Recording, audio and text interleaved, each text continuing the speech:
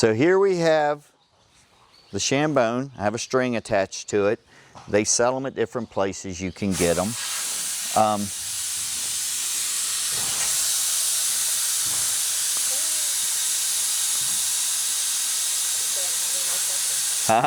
say I'm having my truck worked on. Yeah, I'm having my truck worked on. They're letting the air out of the tires because I'm replacing the tires on my trailer, which you should do about every 5 years because the trailer sits around, the tires have a tendency to dry rot. If you don't want to have blowouts, regardless, I do it every 5 years. After the end of that 5th year, I change tires. Yes, it's costly, but it's better than having a blowout. So we'll go take this and we'll go run it between her front legs, through the buckle here. I use a surcingle to do this. There's usually buckles down here.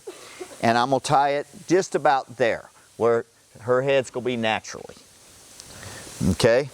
And then I just come up here and I do a slip knot to where I can undo it if I need to. So I'm gonna tighten it up there. Do a slip knot like this. So I have it, if I need to pull it, I can get it off. Then you just go step back and you're going to ask them to start going around. Remember, I told you all this stuff's live. We're working, they're washing horses, things are happening. They're doing the tire on my truck, or the trailer, I'm saying. So you just want them to get used to this. And what they'll do is they'll raise up and touch it and feel it. And as they do that, it's going to raise up like this, and they're going to feel it, and they may raise up and push against it. They're not going to come off of it immediately. So you got to know that.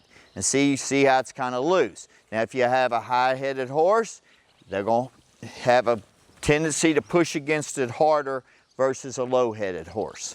Ho, ho. But see, this is where we teach them the whoa. The 3 strikes you're out on the ground. It all builds up step by step to where we get where we want.